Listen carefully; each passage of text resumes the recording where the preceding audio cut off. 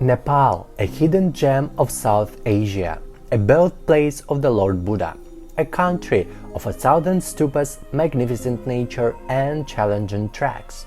Explore the legends of the ancient cities with sophisticated architecture. Feast on the mind-blowing and the cheapest food. Enjoy the peaceful countryside and get a lifetime experience of standing on top of the world. I discovered this amazing place for myself and I can't wait to share my experience with you. I prepared a complete guide, a full itinerary on how to travel Nepal without weeks-long trekkings. Today we begin from Kathmandu, the capital and the starting point of our trip. Let's dive into this authentic city and settle why is it a must-go.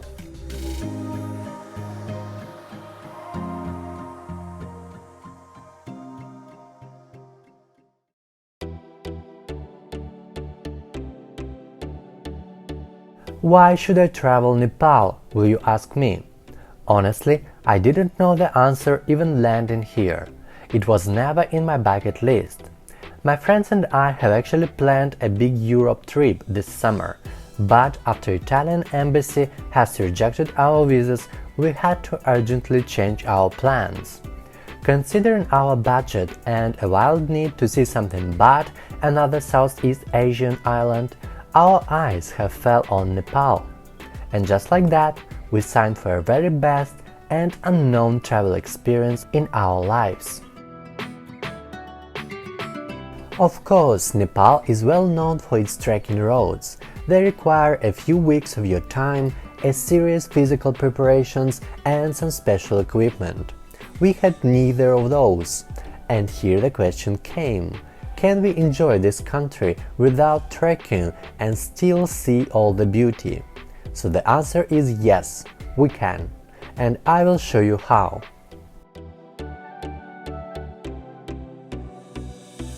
After some research, I have realized that all the things I want to see are concentrated in a few areas: Kathmandu, Nagarkot, Pokhara, Sarankot, Chitwan, and of course Everest. We had 10 days to see all of it. So at the day 1, we arrived to Kathmandu. To get to our hotel, we took a cab from the airport. For the accommodation on the first night, we chose Himalayan Gar Hotel.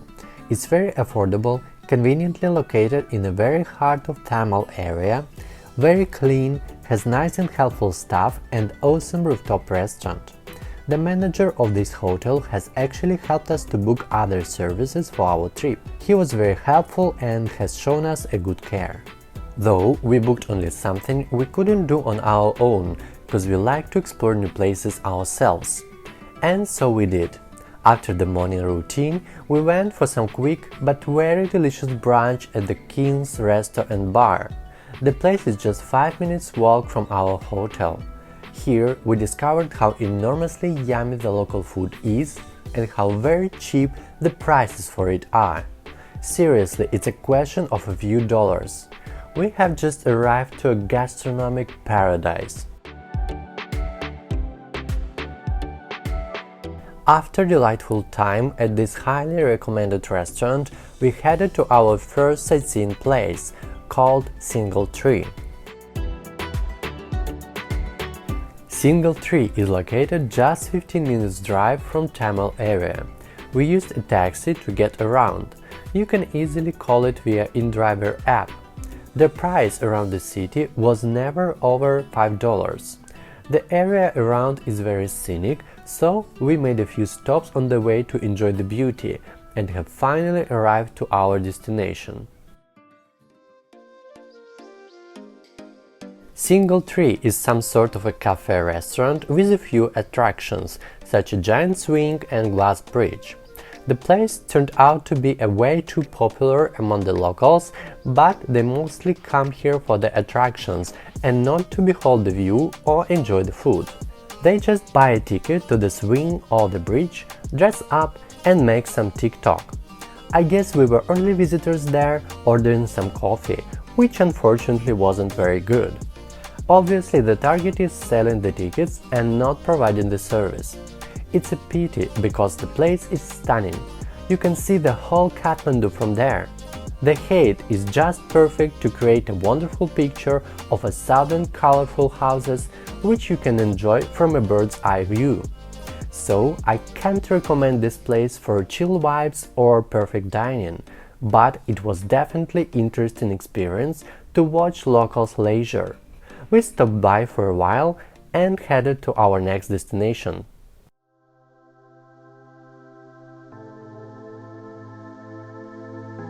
Nepal is one of the most religious countries in the world. Buddhism and Hinduism have immense influence here. No wonder the country is famous for its countless stupas, temples and shrines. And here is one of the most sacred of them, Swayambhunath. This complex is placed on the very top of the hill. The stupa itself is surrounded by the numerous temples and shrines, both Hindu and Buddhist. There is also a museum, a monastery, a library and even some shops. The name Swayambhu can be translated as sublime trees. As the legend tells, the entire area currently known as Kathmandu Valley was once filled with enormous lake, out of which a lotus grew. Manjushri, the bodhisattva of wisdom and learning, had a vision of it and traveled to worship the lotus. He saw that the valley could be a perfect settlement, and to make it more accessible to human pilgrims, he cut a gorge at Chovar. The water drained out of the lake, leaving the valley in which Kathmandu now lies. The lotus was transformed into a hill, and the flower became the stupa.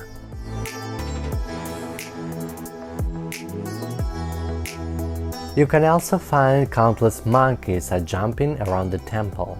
These creatures are holy because Manjushra, as a bodhisattva, supposed to leave his hair short, but he made it grow long and then had lice grew.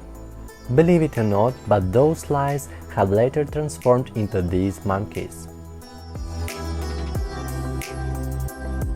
Swayambhu is among the oldest religious sites in Nepal, as it's more than 1500 years old. One says that it was founded by the king Shardevs in the very beginning of the 5th century, while others claim the site to be visited by the Emperor Ashoka already in the 3rd century. He built a temple on the hill, but later it was destroyed. What is known for sure is that stupa is ancient and it had 15 renovations. The latest of them has finished in 2010, when the Swayambhu was re-gilded using 20 kilograms of gold. It suffered a few major disasters after that. In 2011, Pratapur temple in the Swayambhu monument zone was damaged by a lightning strike, and later, in April 2015, deadly earthquake has left its mark on the entire area. Gladly now, it does look whole, and it is huge indeed. I recommend you to plan at least 2-3 hours to visit here. The ticket price is just around $2 per person, and there are hundreds of people came to explore this remarkable place. As for us, we got hungry and headed back to Tamil area, where I want to show you one of my top restaurants in Nepal.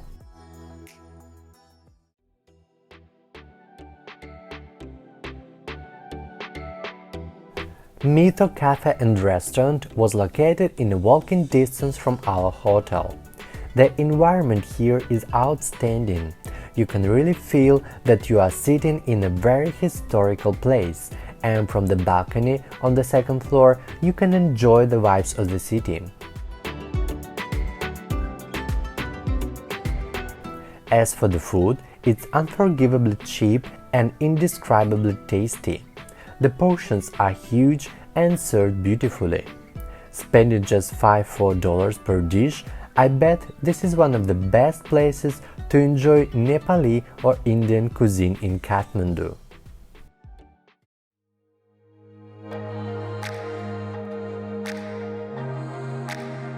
The next morning, our main activity in Nepal has awaited us. We woke up before sunrise to catch our helicopter to the very Everest. You know what? This flight wasn't planned. When we landed in Nepal, we weren't sure that we will go for it, as the prices are quite significant for our budget. But to see the highest mountain on our planet, you don't really have much choice. You can either pack your stuff and go for 2 weeks trekking, or you gotta use the helicopter. This is it. So we decided that not to see the top of the world itself would be a major disappointment.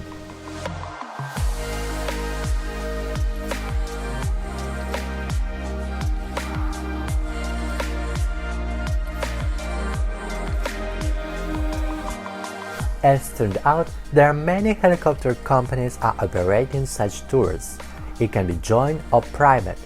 We chose the first option and it costed us slightly more than $1,000 per person. But if you ask me, does it worth it?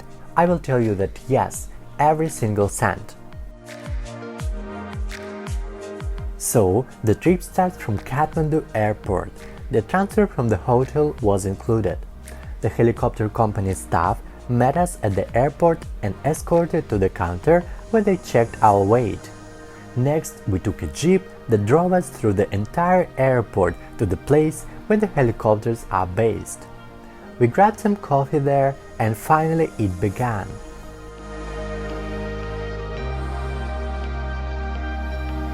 It turned out that our pilot has studied in Russia and could speak the language. Not that we needed that, but it was certainly a big surprise to meet Russian-speaking Nepali. He has an exceptional personality and I consider us lucky to have him.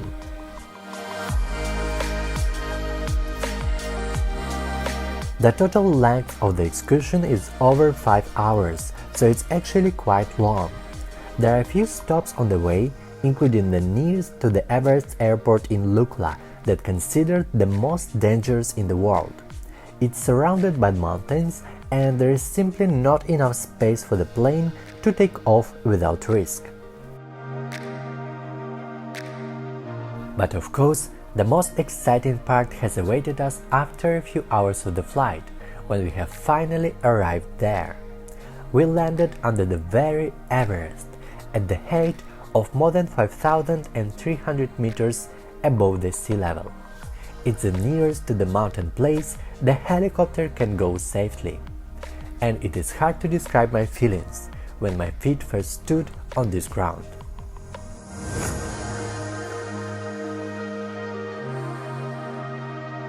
It felt like euphoria, like uncontrollable rush of delight and happiness. It certainly didn't feel like Earth anymore. It was like walking on another planet. The water, the ground, and even the air, everything felt different there. This place is incredibly stunning and unbelievably powerful. To realize that you have just touched one of the most legendary places on our planet means everything. I couldn't even hold the tears. I will definitely remember this moment as one of the happiest in my life, and I couldn't be more grateful. A chance brought me here.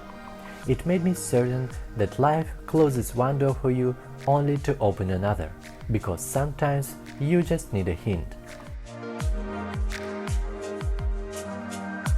But that was not all.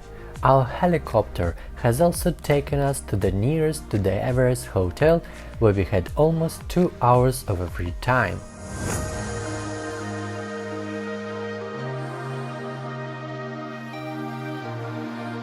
To explore unearthly landscapes, enjoy refreshing air, and grab the most delicious breakfast in our life. Sitting on the terrace, chatting with our captain, share impressions, and simply catching the moment.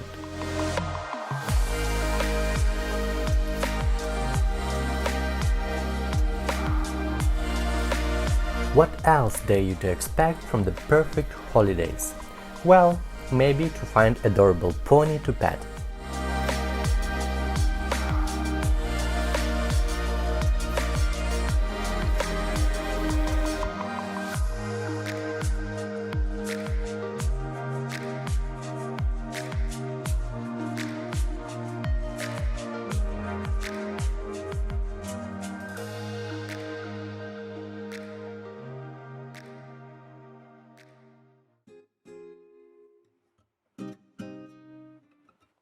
After such trip, we had no physical or emotional powers for another activities. We decided to spend the rest of the day chilling around the hotel area. We like to explore different resorts, so here we moved to another boutique called Arushi. In this video I will only show you short impressions about each place we stayed, but I will prepare the whole separate one about the hotels in Nepal we tried. So subscribe my channel if you find it interesting and hit the like button to support me. As for the Arushi, it was a good surprise. The hotel feels very fresh, has modern style, but you can still feel the authenticity because of a smart use of a stone in the interior design. As for the facilities, they have one restaurant on the ground floor where they serve breakfast and another one on the rooftop with amazing views. There is also a bar on the roof with nice music and cozy vibes, and a small plunge pool turned out to be deadly cold. After a bit of a rest, we headed for the evening walk to the nearby park.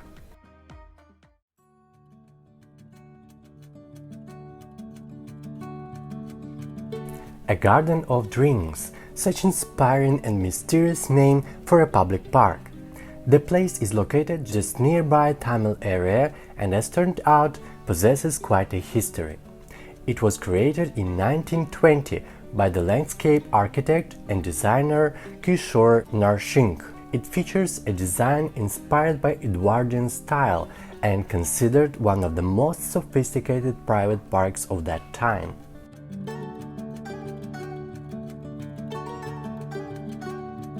It was created for the Field Marshal Kaiser Samshar Rana, but after his death, the garden was handed over the government of Nepal. Ever since then, it was not properly managed, which caused crumbling pavilions, overgrown paths, and loss of the tropical flora. However, the restoration process has been launched between 2000 and 2007 under support of the Austrian government. Nowadays, the park is half of what it used to be, but it's fully opened and I can tell you that it is a door to Narnia.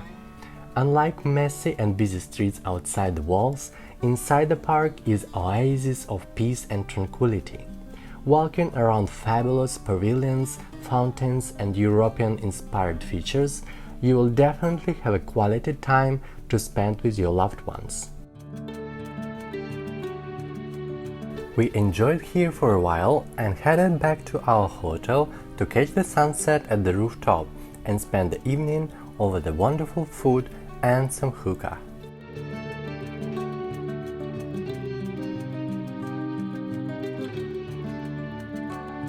The next day we had a private car with driver hired to take us to the Nagarkot. This area lies just 1 hour drive from Kathmandu.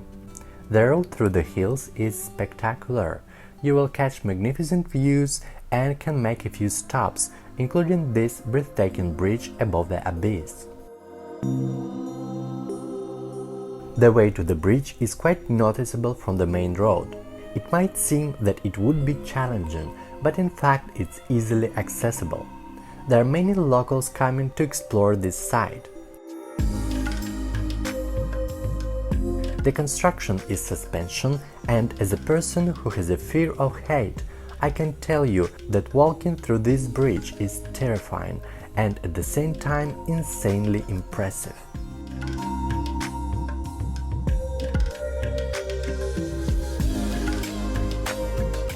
It is always shaking from many people are walking on it, which makes it even scarier. But overcoming the fear, you will be rewarded by mind-blowing views.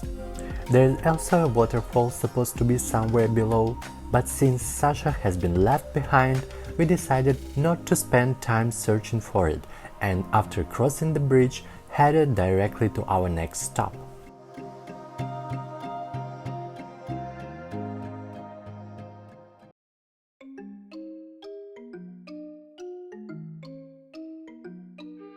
After such challenge, we have finally arrived to our main activity for today. The point is, we all love beautiful hotels, and here we booked staycation in one of the best ones in the area, Hotel Country Villa Nagarkot. Here we will spend the rest of the day exploring the facilities and enjoying amazing views. Hotel Country Villa features fantastic location on the very edge of the hill. The height here is significant and you do feel like walking at the sky all way long, hanging around its huge territory. You will find multiple buildings with different room types, each of them facing the view side, so you could enjoy magnificent landscapes of Nepal from a bird's eye view. I bet if you are lucky, you can even see the mountains on the horizon. The room itself is quite simple, but for Nepal, I guess you can even call it good enough. It's mainly wooden, with nice bedding, traditional style decorations, equipped with necessary tools such as iron and hairdryer, and features balcony you can chill at. The main restaurant looks awesome. To have a meal with view is my favorite activity.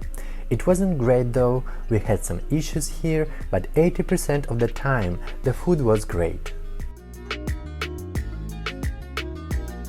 The territory is going down the hill and you can find multiple spots to behold the view, to take a rest or to do some activities. There is even a small swimming pool with the bar area. They very try to do a good service here. They definitely have a lot to learn though, but I would say it was decent. Anyway, it's a unique place and you forget about all the imperfections while enjoying peaceful and serene atmosphere.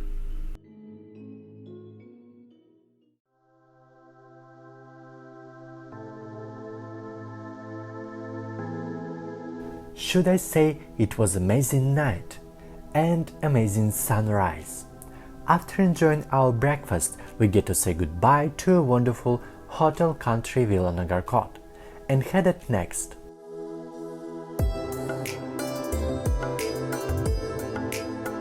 It seemed that we have already been to Nepal for weeks, but in fact it was only 4th day. We had a car booked to take us to Pokhara, another major city of this wonderful country. But first we stopped to explore a historical town of Bhaktapur.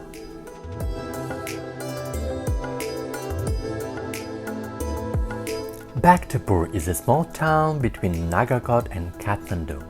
Small but very important, and has turned out insanely beautiful. You will find here multiple squares, temples, restaurants, accommodations and shopping vendors. To get inside as a foreigner, you get to pay $15 to the counter. The vehicles inside the area are strictly limited. You can hardly find any cars and even motorcycles are few. It helps to preserve atmosphere of an ancient city that is stuck in the past, and you can spend hours wandering its fabulous streets. Founded in the 12th century by the king Anand Dev Malla, Bhaktapur was the capital of the Greater Malla Kingdom until the very 1482, when Nepal split into 3 independent kingdoms. That period is considered as a golden age of Bhaktapur, as it managed to stay as a wealthy and powerful kingdom even after the separation, mostly due to its position on the way of India-Tibet trade road. Everything has changed since 1769, when the city has suffered from the attack and annexation of Gorkha Kingdom. Ever since then, and until the very end of 20th century, Bhaktapur was isolated and its economy deteriorated, which only got worse after the deadly earthquake in 1934. However, the situation is improving since 1980, thanks to the tourism and some aid from the abroad. Bhaktapur is famous for well-preserved historical architecture, art and culture. For that, it is listed by UNESCO as a World Heritage Site. It really does feel like you've gone back to Middle Ages. You can see the recent earthquake in 2015 had immense impact in the area, destroying large parts of it. But it pleases me that they are being restored and we still have a chance to dive into such unique places and embark the spirit of this ancient civilization. The only thing I regret is that we had a little time to spend here. You should definitely stay in Bhaktapur overnight. But Pokhara has awaited us. It was very long, unique and unexpected road experience, but I will share it with you in my next video, where we will spend a few days in Pokhara, Chitwan and another day in Kathmandu. Subscribe my channel to not miss it, and meanwhile I invite you to explore a wonderful Krabi province with me in Thailand. Support me with your likes and comments if you enjoy to see my experience. It will help me to develop my channel. See you in my next video.